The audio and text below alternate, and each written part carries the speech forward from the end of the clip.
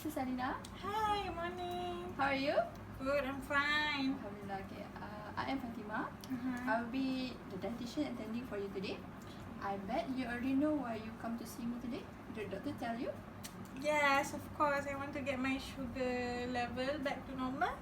Oh yeah, that's correct. Currently, we are very concerned about your sugar level because as you can see in your report, your sugar level exceeding the normal level, which is above 7.8 millimole per liter. Oh. The normal range should be below than 7.8, but yours are exceeding that. That's why you are being diagnosed with diabetes during pregnancy, or we call it as gestational diabetes. I'm sorry, what? Gestational diabetes. Have you ever encountered this condition before? No. In fact, in my previous pregnancies, I've never encountered this condition before, so I'm quite worried. Oh, okay. Since you never encountered this condition before, I will explain to you a little bit background about your condition, so that you have better idea and better understanding about this diabetes. Okay. So gestational diabetes actually acquired by pregnant women, where the placenta it produces hormone that causes glucose put up. Glucose here means the sugar. Okay, usually our body will produce insulin to balance back the glucose level in our body. But in your case, your body doesn't produce enough insulin to cater the glucose build up. So that's why you are having this condition. Normally, gestational diabetes is just temporary, where it will go away after you give birth. But there are some cases where the diabetes might stay even after the mother have gave birth. She still experience these conditions. So that's very worrisome, isn't it? Yeah, it is. I don't want the diabetes to stay forever. However, don't worry. In this session, I will help you to figure out the best management to control your condition and to ensure that next time your blood sugar level is returned to normal. First, I will evaluate your eating pattern, how your eating pattern looks like by taking diet recall. All you have to do is just mention to me all the food you eat from the earliest day until the end of the day. Okay, after that we'll see which part we can fix based on your diet recall, and I will give you some advices for you to practice so that we can see positive changes after this in the future. Okay, sure. Okay, let's start with the diet recall. For breakfast, what is the first food that or drinks that you take right after you wake up in the morning? Usually when I wake up in the morning, I drink a plain of water, and then after that I take my breakfast. Okay, what time you usually take for breakfast? Usually around 8:15, around like that. 8:15 in the morning. Okay, can you specify what kind of food you eat during breakfast? Usually I eat nasi lemak, but sometimes I also eat mee goreng, kuih goreng, yeah, those kind of stuff. Alright. Do you prepare those dishes by yourself? Yes, I do. Every mealtime I prepare by myself. Alright. Oh, I can see that you are very good at cooking. Okay, based on the food that you have mentioned to me about your breakfast meals, I can see that you always eat heavy meals for breakfast. Can you tell me the portion of your meal based on this food measurement? Oh, scoop. Yeah. Okay. Breakfast. Yes. Usually I take around 3 scoops of this scoop. Oh, alright. Does it heap or level? Heat. Heap. Oh, okay. Let's say if you take nasi lemak, you prefer to take boiled egg or fried egg? Fried egg, of course. Oh, fried egg. I see. Okay, for nasi goreng and mee goreng, any additional ingredient included such as chicken, meat, vegetables, or eggs in the dish? Usually I take fried egg. Every meal I complement them with fried egg. And no, I don't eat vegetable. I don't really like them. So even if there's vegetable, I will put them away. Okay, I see. Do you finish up all the food you eat during the breakfast? Yes, every meal I finish them. Alright. Okay, yeah. Alright. What about your drink? My drink. Usually I take milk tea. Milk tea. Can you tell me how you prepare the milk tea? Usually in one teapot, I put 1 tea bag, and then around 3 spoons of condensed milk along with hot water. Okay. How much cup you take for that milk tea at a time?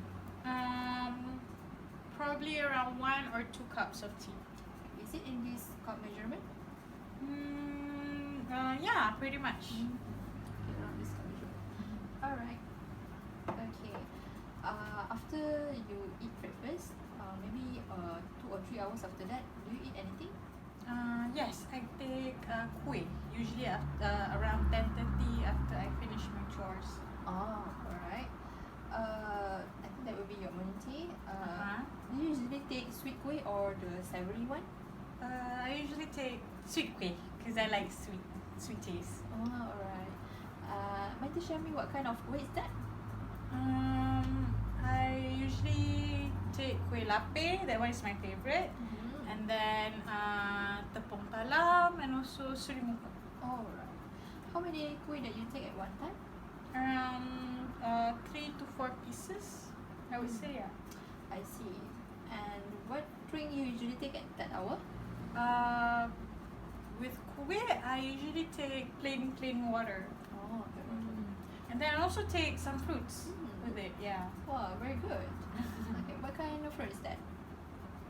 Watermelon. Yeah, watermelon. Around 2 slices. Oh, 2 slices. Alright, then do you eat anything between your morning tea and lunch? Morning tea and lunch? No, I just go straight away to lunch at 1:30. Alright. Can you tell me what you usually eat during your lunch? Usually, for my family, I will cook chicken curry for lunch along with rice. Because chicken curry is my family's favorite dish. Alright. And for the water, we drink usually orange cordial. Orange cordial. Okay, so for the rice, how many scoops you take? You usually take? 3 scoops. 3 scoops. Does it heat or level? Heat also. Heat. Alright.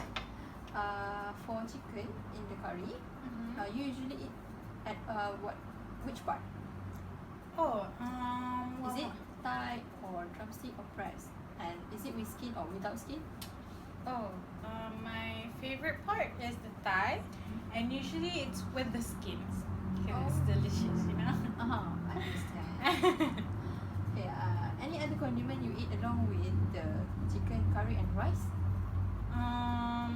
Usually I put in some potatoes as well. How much is it? Around 3 to 4 potatoes, but the small ones, you know. Oh, the small size one. Okay. In between dinner and also the lunch, do you eat anything? Dinner and lunch. Yes, I have my high tea around 5 p.m. Oh, around 5 p.m. What you usually eat during your high tea? I usually take goreng pisang. Yeah, goreng pisang and with milk. Tea. Oh, how many cups you take for the tea? Is it just 1 cup or more than this? Yeah, around 1 cup. 1 or cup 2, of tea. yeah. Okay, do you prepare your tea with sugar or no sugar? Of course with sugar. If not, it's kind of bitter. Okay. How many teaspoon or tablespoon? Just 1 teaspoon. 1 teaspoon. Can you tell me about the goreng pisang? How many you take? Goreng pisang in the evening around 5 to 6 pieces. 5 to 6 pieces. Okay. Can you tell me what you eat during your dinner? And what time is it? For dinner, I usually take mihun soup, something like that, around 8 p.m. And drink? Usually sasi. Oh, nasi cordial. Sasi cordial, yes. Okay.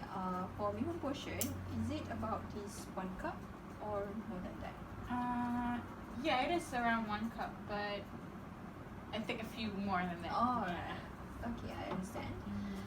Any other condiment you include in the mihun, such as chicken, fish balls, meat? Usually I take the mihun soup. I take with half of my palm of chicken breast, and then I also take a few fish balls, and also with sambal kicap and the red chili paste. Oh, yeah. For better taste, right? Yes, for better taste. Okay. Other than anything you eat with during dinner? such as fruits? Oh yeah, I take half.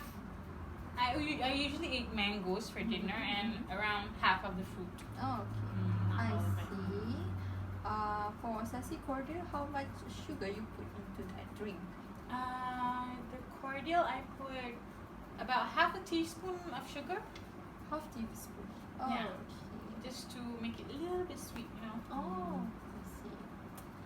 And for supper, do you eat anything before you go to bed? Supper, I usually take milk, Friso mom, that milk, and then after that I drink plain water, a glass of plain water. Oh, that's okay. Okay, we have done the diet recall part. Now I'm going to find out the frequency of some food you take in your diet. For kuih, how frequent you take kuih in 1 week? In 1 week, maybe around 5 times a week. 5 times in a week. Yeah. How about pisang goreng?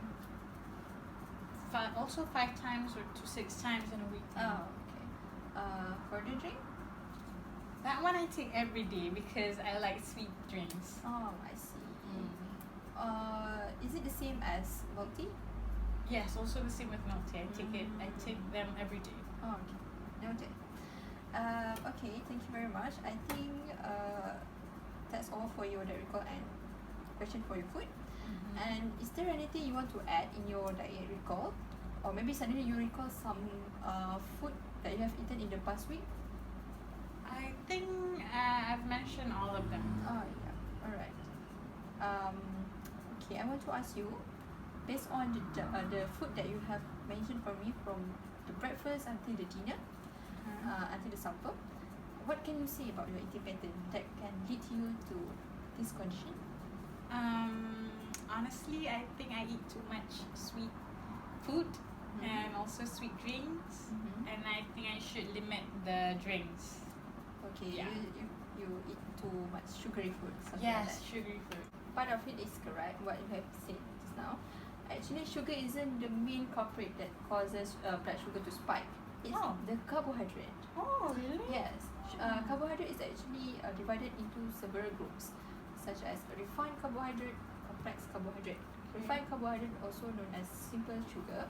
Some example of a refined carbohydrate are white rice, as you can see here, white rice, white bread, pastry food, potatoes, which can cause your blood sugar to spike quicker than other nutrients, compared to other nutrients. That's why I suggest you to take complex carbohydrates, better than refined carbohydrate. Okay, there are several things that we can do in your diet, to ensure that we can control the blood sugar and also your weight. Weight management is also important to minimize your complication in this condition. Oh, okay. Okay. For the first part, I would suggest you to limit your carbohydrate intake.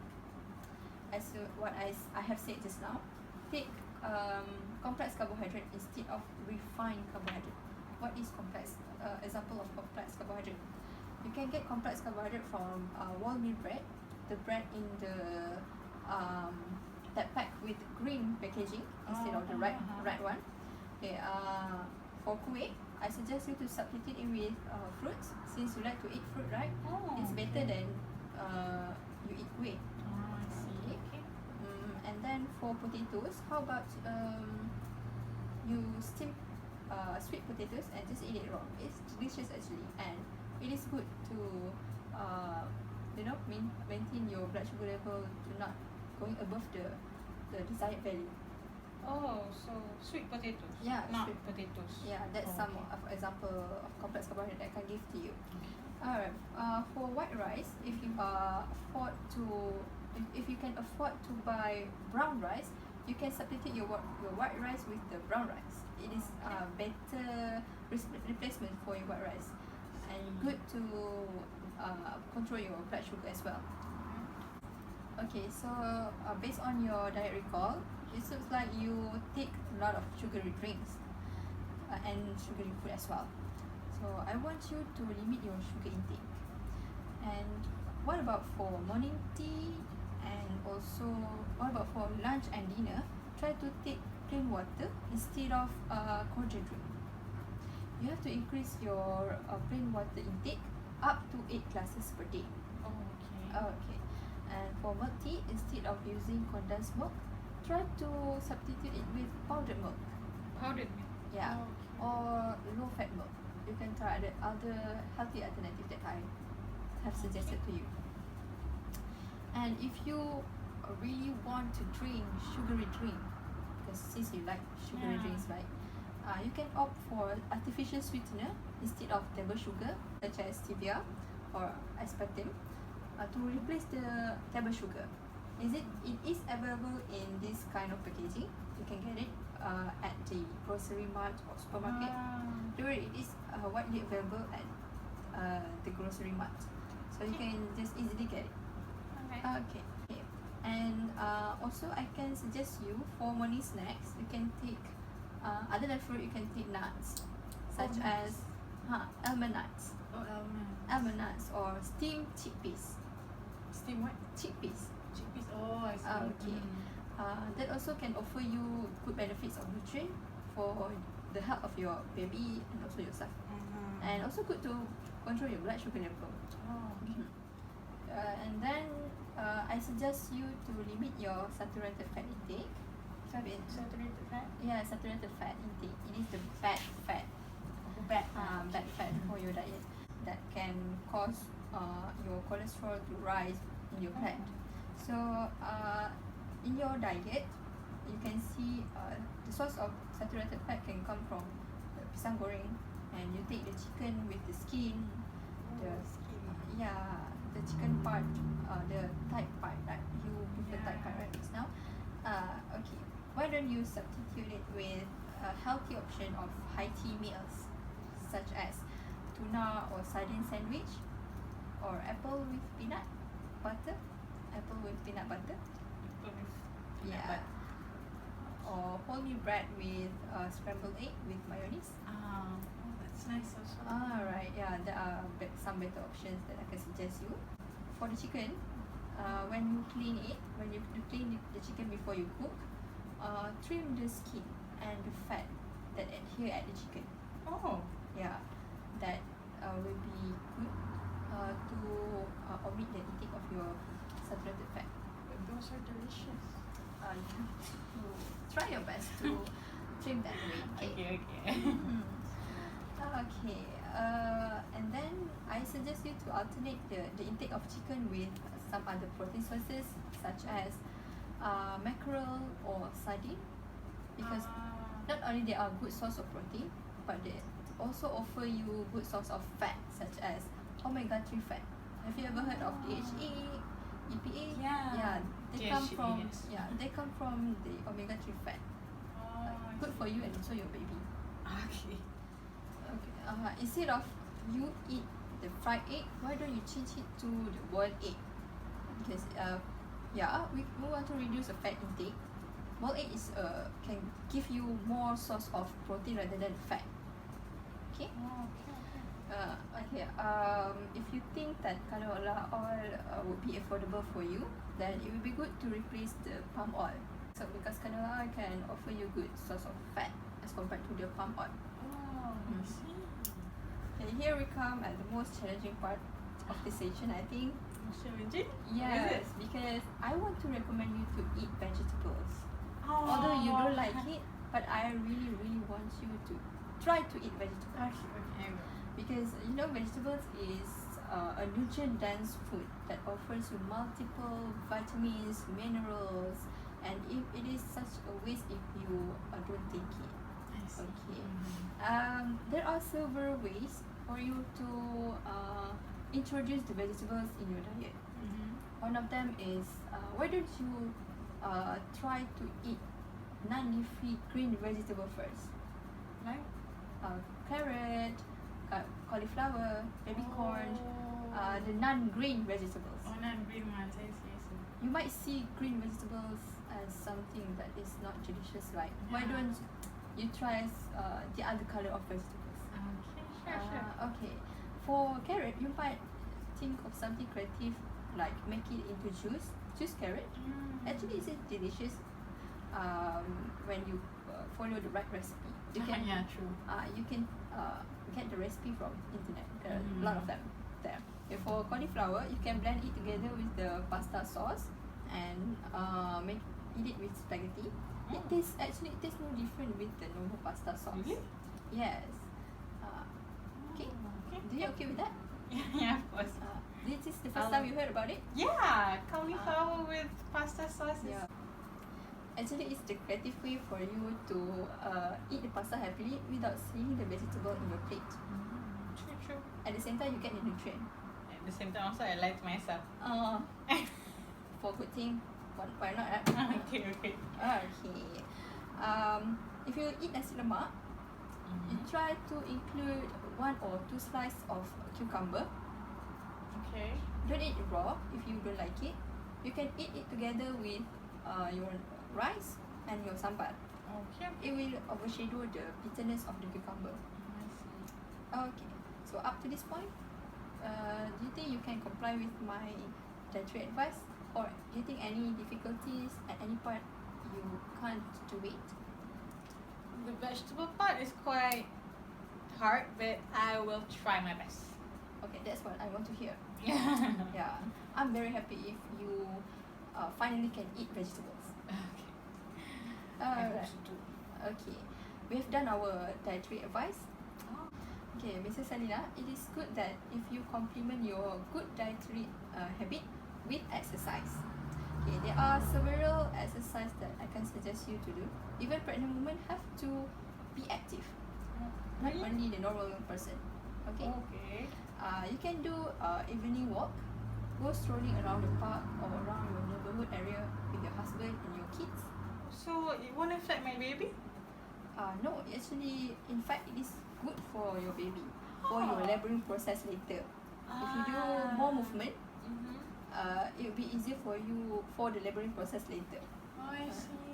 Okay, any other the other physical activity that I can suggest is the relaxing movement such as yoga. You can do this at home. Yoga. Yeah, yoga for pregnant women. Oh. Yeah. And then doing simple house chores actually can help you to move around the house, which is actually good also for you to become active at home. But don't do the difficult house chores. Okay, just do the simple one as your pregnancy has entered the third trimester, right? Yeah. Okay, and I suggest you to do the physical activity for 3 times in a week. 3 times. And 30 minutes for each session. 30 minutes. Yes. Is it okay for you? I think I It is can do easy. it. Yeah. I think you can comply with this. Inshallah I can. Okay. I guess we have reached the end of our session. Okay. Do you think the dietary advice is easy for you to comply with, or any part that you don't understand, you can ask me straight away? I think all of it is okay. I think I can comply with it. You can comply. Yeah. Yeah, I'm very glad to hear that. Okay, I think that will be all. Thank you for Nice to meet you. listening my dietary advice. Tell me again. Sure. I hope to see you in a better condition in the future. Inshallah. Okay, Thank inshallah. you. Alright, you're welcome. Bye.